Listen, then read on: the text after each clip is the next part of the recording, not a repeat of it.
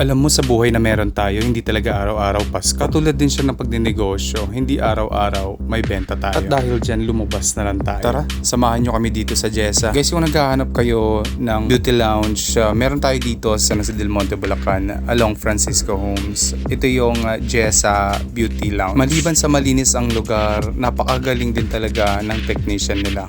Katulad nito, Cherry. Shout out Sobrang dami nilang service na ino-offer. Meron silang nail technician para sa paglilinis ng kuko, kasama ng food spa. At syempre, nagpe-facial din sila. Meron din pala silang micro-needling pagka gusto nyo. Meron din silang eyelash extension, and of course, nagwa-wax din sila. At syempre, yung hair removal. Wow, ganap na ganap yung nanay ko. At syempre, si Madam Idol Tools. Hello. At syempre, sa dami nga namin, mukhang maghapon na kami dito. Parang kami na lang yung siservisan neto. Uy, Ate Cherry, salamat sa pagkuskus ng kalyo ko. At maraming salamat din pala kay Miss Jessa, yung owner, kasi siya yung gumawa ng hair removal diode ko. Uy, guwapo. Naks, sino ka dyan? Parang walang katakot-takot ah. May kachat habang katabi si Madam. Uy, hindi magchat-chat sa iba.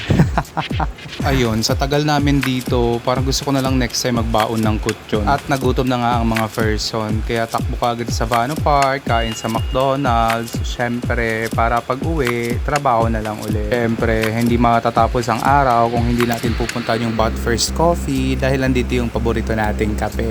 Diba? Uy, sana all. Ayan, naka-jar na siya guys. Nag-i-evolve na nag-i-evolve yung kape ko. Grabe naman yan, ang ganon-ganon. Ayan guys, salamat sa panonood. Follow and share.